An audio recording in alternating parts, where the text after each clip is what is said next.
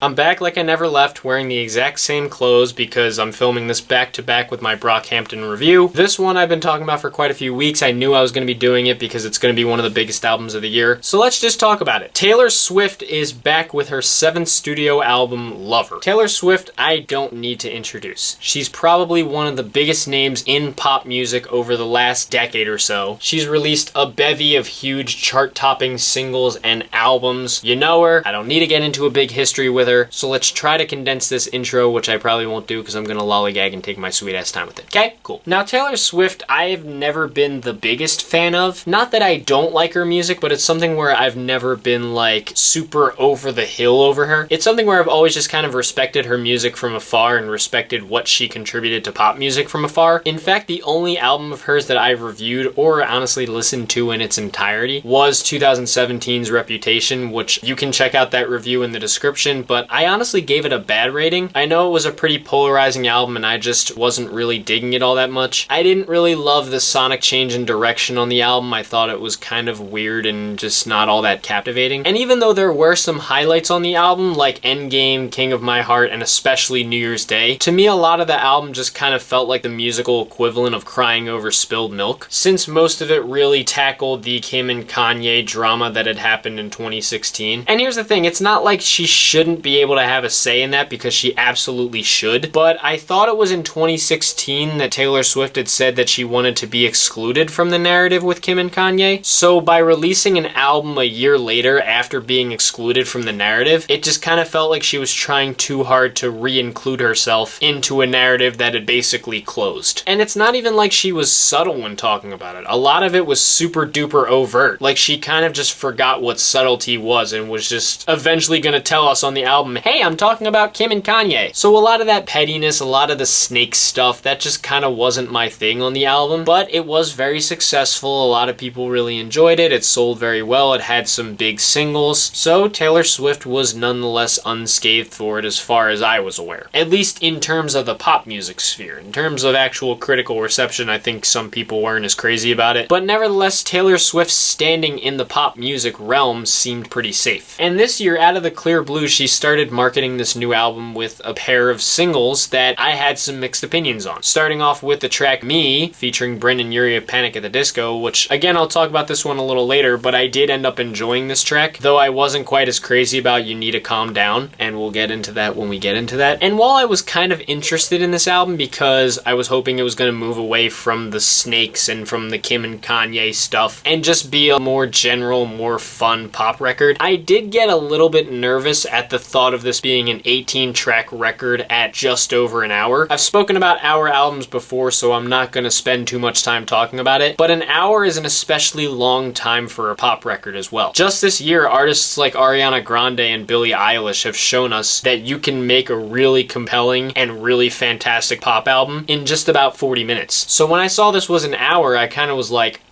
I was definitely pretty nervous. Luckily, I can honestly say that Taylor Swift comes through with something way more compelling on this album that, for the most part, works in spite of its long length. Right from the jump, we have the track I Forgot That You Existed, where Taylor jumps on the electronic synth-pop craze on a track that sees her kind of letting go of some of the past negative moments that she went through. And while I'm not usually a fan of some of these types of songs, I love that the production here is a bit more understated yet bouncy enough to give off a carefree vibe. Taylor's performance has some very strong charisma, and I think it's a really solid opener to the album. Then we have the track Cruel Summer, which as soon as I saw it on the track list, my first thought was, please don't be about Kanye and Kim, please don't be about Kanye and Kim. And while there are probably a few subtle references to them thrown in here, for the most part this track isn't about that situation. Rather, it's more focused on Joe Alwyn, Taylor's boyfriend, who she was starting to fall for around the time of that situation. It's a somewhat more heavy track that feels reminiscent of something that you'd hear on Reputation, though maybe not quite as awkwardly pounding. And I like the power on Taylor's vocals, even though I'm not all that crazy about the hook. Still, I think this track, looking at it at face value, could have gone way worse. And then we get into the track Lover, which was one of the singles that I didn't listen to prior to the album, but I was interested going into it because I heard a lot of positive things, and rightfully so. It's a lighter, more acoustic ballad that feels like a surprising pivot back to Taylor's old country-leaning ways. It's a very romantic track that seems again to to be aimed at Joe Alwyn, and it's nice hearing a song like this. I didn't think Taylor would ever go back to anything like this sound, but I'm glad she did. It's a lovely track that showcases Taylor's beautiful singing chops very well. Even if it doesn't reach the charting peaks of some of the other tracks here, I can see this sticking around as the perfect slow dance song for weddings, proms, and events of that nature. It's quite beautiful. Then we have the track The Man, which is one that's kind of been polarizing people, at least from what I've been seeing. Here, Taylor makes what is a track that plays with perception and kind of asks the question of, what would be said of me if I made the same career choice and did the exact same thing in my career, but I was a man? It jumps back into the synth pop style, but feels kind of glamorous and heavy in comparison to I Forgot That You Existed. I like some of the groove here, and Taylor's vocal melodies are very catchy, but I'm not really in love with some of the breakdowns here, and while they're more low-key than some electronic tracks, I feel like this is the thing when you make an album that's full of bubblegum-esque songs. Some of them will be quirky and interesting enough to work, some of them are just gonna feel bland, and this one leans a little more on the bland side. Not bad, just not amazing. Then we have the track The Archer, which was a promo single that I also missed out on. It's a more vulnerable track about Taylor's insecurities in a relationship that seems to follow in the Taylor Swift track 5 theory, where every 5th track on her album seems to be one of her most emotional songs. It's slower, but it's a more dreamy piece of synth pop that once again gives us a wonderful showcase of Taylor's vocals, and I could see why this was one of the standouts of the pre-release tracks. Even if it's not quite as immediate as some of the more radio-friendly songs, it is wonderful in its own right. We do move into some of the weaker tracks here with the song I Think He Knows, which moves back into the more bouncy feel and sees Taylor talking about someone that she's crushing on. I like that the production is really snappy, literally because there's snaps on it, and I like the way it changes up through the song, but what loses me is that I'm not totally crazy about the vocal melodies. They just aren't quite as sticky, and even though the chorus sees Taylor kind of interestingly jump into her higher register, it's just not one of the catchier choruses that she's laid on a track. And then I also wasn't crazy about the track Miss Americana and the Heartbreak Prince. What seems to be a bit of a double entendre, this one talks about a high school romance, while kind of giving us a look at Taylor's reasoning for becoming more politically vocal, as she started doing in late 2018. And while I appreciate the song from a conceptual standpoint, I'm not totally digging a lot of the dark electronic production. Like, it kind of feels like a more political Reputation B-side, and that's toned up a lot on the chorus, which often just feels way too heavy and more booming than it needs to be. Again, it's got a decent idea going lyrically, but a lot of the sonic elements in production are kind of killing me on this one. Then we have the track Paper Rings, which moving back into one that has Taylor proclaiming her love for Joe Alwyn. This one surprisingly moves into more of a pop rock direction, with a slick bass line and some solid guitar riffs. Taylor's charisma as a vocalist actually lends itself perfectly to a song like this, and it makes this one of the most fun songs on the album. The production also takes some unique twists and turns throughout it, and it's an easy standout for me. Another standout would be Cornelia Street, which is titled after a street in Manhattan that Taylor once rented an apartment on and apparently had her relationship influenced by. It's a synth-heavy song with a much lighter, more romantic feel to it, as Taylor gets kind of nostalgic here. Some of her melodies and harmonies remind me a bit of King of My Heart from Reputation, but despite that reminder, it's a very tasteful electronic jam with some beautiful vocals and plenty of very memorable hooks throughout it. And then we have the track Death by a Thousand Cuts, where Taylor compares a breakup to a slow and painful death. Dark. Either way, this actually surprisingly takes a kind of bright feel, even if it starts off feeling rather harrowing, and Taylor's definitely right in describing the song as a sad bop. I love the guitar plucking, and I love how the instrumentals take so many interesting twists and turns. And of course, Taylor's got some very catchy and vibrant melodies throughout the song. So yeah, definitely a sad bop that I really like. Though I wasn't as crazy about the track London Boy, another tribute to Joe Alwyn, who is British. This song actually features a sample at the beginning from James Corden and Idris Elba, which is interesting, I guess. It's a slower yet nevertheless punchy track, and I do think Taylor's performance specifically on the chorus feels very fun and carefree. But while the production is vibrant, it doesn't do all that much to stick out to me. It's not like it's one of the worst instrumentals she's sung over, but I feel like it's kind of bog standard compared to some of the other songs here. Though after that, we move into probably one of the biggest, and in my opinion, easily one of the best tracks on the album, Soon You'll Get Better, which is one of the few tracks that has a feature, as Taylor surprisingly collaborates with the Dixie Chicks. I haven't heard that name in a long time. And Taylor brings them in for what's really a poignant song, as it's dedicated to her mother, who was diagnosed with cancer in 2015 and recently re-diagnosed earlier this year. Apparently writing this was very emotional, and it was a difficult decision for Taylor and her family as to whether it would make the album. I'd like to say I'm glad it was included because beyond the fact that I love the light acoustic country-esque feel, I can see just how emotional of a song this was. Beyond the lovely harmonizing from the Dixie Chicks, you can just hear Taylor's vocals breaking throughout the song, especially as she sings "Soon You'll Get Better" as a way to kind of refuse to admit that maybe she might not. It's one of the more touching tracks on the album and it nearly brought tears to my eyes. I know that she's never gonna see this video because I'm just some small YouTube channel, but if she does ever see this, I honestly want to say thank you to Taylor for her bravery in including this, because I'm sure it was a difficult decision for her and her family to include the song, and it was probably even tougher for her to write the song, but I think it's absolutely beautiful and it takes a lot of strength to be so open about something like this. So thank you, Taylor. I really love this. Now, I know this transition from that's going to be a little bit awkward, but the next track is False God, which is a slower and more minimal song that once again talks about Joe Alwyn but compares their relationship to all-powerful divine beings, as the song has some religious subtext throughout it. I like the more understated, lighter electronic elements, and Taylor's vocals are smooth once again. Some of her melodies do have an interesting unstructured flow to them as well, but I think the song could have used a bit of a better hook. Though I could see it being a track that could grow on me if I give it a few more listens. One track that will not grow on me because I just really did not like it that much is You Need to Calm Down. One of the biggest early singles from the album that to me is the textbook definition of good on paper, bad in execution. While the instrumental is really compelling as it's got this slow, punchy feel to it and it does have some good vocal charisma, I think lyrically the song falls flat. Part of the song is meant to address haters, but part of it is also to spread a pro-LGBTQ+ message. And as someone that's part of the community, I'm sure Taylor means well, and it's a nice gesture that she is making a song that's pro-LGBTQ+. But as a whole, it feels like on this song, Taylor is trying to equate the online hate and criticism she gets to the actual societal struggle that LGBTQ+ people face, and it just comes across as awkward. That online criticism of celebrities is in any way comparable to the actual societal struggle that a minority group faces. In a way, because it was released in June, I almost feel like it was kind of manufactured for Pride Month. In almost the same way as a lot of corporations that changed their social media pictures to rainbow images to make it seem like they actually care about Pride Month, and then once July 1st ends, they're kind of just like, and scene. So yeah, just not really that crazy about this one. Fortunately, after that low light, the album ends off pretty strong with the last 4 tracks. Starting with Afterglow, a slightly heavier synth-pop track about Taylor self-sabotaging a relationship and overreacting to some minute misunderstandings. It's a pounding and somewhat heavy electronic song with a consistently big and booming bass drum-led beat. It's a pretty catchy beat and there's an interesting kind of ethereal feel to the song, and I do once again very much like Taylor's vocals, which feel a bit more filtered than some of the other songs. Those filters benefit this track and give it a hazy vibe, and while it may not be as immediate as some of the bigger chart-friendly songs, I do quite like it. And speaking of the bigger chart-friendly songs, next on the album is the lead-off single, Me, featuring Brendan Urie of Panic at the Disco. It's a track about self-love and confidence, and there's not really a whole lot to say about it. One, because it's been out a while and I can't really add much to the conversation that hasn't been said, and also because it's not a super deep song. It kind of feels like Taylor and Brendan just kind of went into the studio and said, you know what, let's just have fun. There wasn't really a deeper motive to it other than to just have fun, not take themselves too seriously, and it works. At first I wasn't sure what to think of the song, but it definitely grew on me with repeat listens. It's grandiose, and while it can feel a little cheesy, I kind of like that about it. I like that it's not afraid to get goofy and quirky. The production is bombastic but still fun. Brendan and Taylor have some great vocal chemistry on this one. It's a surprising direction for Taylor, but it's one that really works. Then we have It's Nice to Have a Friend, a steel drum infused ballad that plays out like a very sweet love story. 2 people meet in school, become friends, and one day grow to get married. Even if they create fake idealized versions of the world, fairy tales can be fun sometimes. Either way, it's a shorter and somewhat more plucky track that takes an interesting and different direction from Taylor's other songs. I love how minimal it is, and I like the dichotomy between the somewhat darker instrumentals and the more innocent lyrics. So it's another dope track, and then the closer to the album, Daylight, sees Taylor reflecting on her past relationships, realizing that while she may have been unlucky with them before, she's now found a much better partner, and she's coming to the conclusion that she needs to just let go and focus on the happiness for her and her current partner. Sweet message, I'd say. And maybe this is just my soft spot for the lighter Taylor songs, but I like that she closes out the album with something a bit lighter. I was initially thinking that Soon You'll Get Get Better had the feel of an album closer, but I like that Taylor ended with something more positive and encouraging. And again, her vocals are beautiful, the melodies are catchy, there's a great ethereal feel to the song, so it's a wonderful closer to the album. Overall, I'm pretty happy to report that I think Taylor did a very good job with this album, and after Reputation left a sour taste in my mouth, Lover was a very nice return to form. I know there was some skepticism after some of the polarizing reception to her early singles from this record, but I think Taylor came out swinging, and the result is an emotional, often personal, yet often carefree pop record that again establishes why Taylor is one of the most popular artists today. After all the pettiness of Reputation, it's nice to see her move into the more carefree direction that's mostly free of all the beef and the shade that plagued that record, and it's nice to hear that the production improved. Like I said on Reputation, I just wasn't feeling like Taylor was at home with these instrumentals, but luckily here a lot of the electronic instrumentals have been dialed back to not be so heavy and not be so pounding, thereby letting Taylor's vocal charisma shine a bit more. Now about the length. This thing is an hour of music, which like I said is beefy for a pop record. Does that work to the album's detriment? I'm honestly not sure. I'll say that maybe it doesn't hurt the album as much as some of the other long albums that I've reviewed in the past, but I do think some of the uneven stretches were a bit noticeable. You could do worse with an hour-long record, and it's not overly padded with tracks, but I feel like because some of the lyrical themes didn't change all that much, you could have made a few cuts here and there just to tighten it up a bit. Also, since Taylor gets a little more political, I appreciate her for speaking out for what she believes in and showing that bravery, but I do think she could be a bit heavy-handed and clumsy in her approach. I had talked a little bit about it on You Need to Calm Down, but I hope if Taylor continues to trend in a more political direction, which I wouldn't mind, I'd like to hear more of it, I just hope that she comes through with a few more meaty observations. Even so, it's a very nice, mature, and all-around fun pop record that brings out many of Taylor's best aspects, and it's nice to see that after Reputation, she's able to bounce back with something that's not only more mature than that, but just all around much more fun. I had a fun time with this record, and I can definitely say I'm glad I listened to it. My favorite tracks from the album were I Forgot That You Existed, Lover, The Archer, Paper Rings, Cornelia Street, Death by a Thousand Cuts, Soon You'll Get Better, Afterglow, Me, It's Nice to Have a Friend, and Daylight. And my least favorite tracks on here were I Think He Knows, Miss Americana and the Heartbreak Prince, and You Need to Calm Down. Overall, on my rating scale, I am going to say that Taylor Swift's Lover is going to get a good rating from me. It's not the best pop record I've heard this year, but I definitely think Taylor did a very good job with it, and I'm very happy that she bounced back so well from Reputation. But that's just my opinion on the album. I know that Taylor's records can be pretty polarizing, so what did you guys think about the album? Did you love it? Did you hate it? Were you indifferent or mixed towards the album? Did you like it better than Reputation? Less than Reputation? And what's your favorite of Taylor Swift's records? Sound off down in the comment section. Let's keep it civil and of course have some fun as we like to do. If you want to hit like and subscribe, thank you. If not, I am not a beggar, so don't worry about it. And as for what's coming next, I'm not entirely sure. Right now I haven't been focusing on a ton of new album releases because school is about to start up. I'm entering my senior year of college, so kind of big. But luckily I do have Fridays off this semester, so I will have time to listen to albums when they drop. Stay tuned for those reviews, and for now, I always hate when I do videos back to back or more than one video in a day because now my voice is shot because I have to talk kind of loud, so now I'm gonna go rest. So stay tuned for new reviews. Thank you guys for watching, and I will see you in the next video.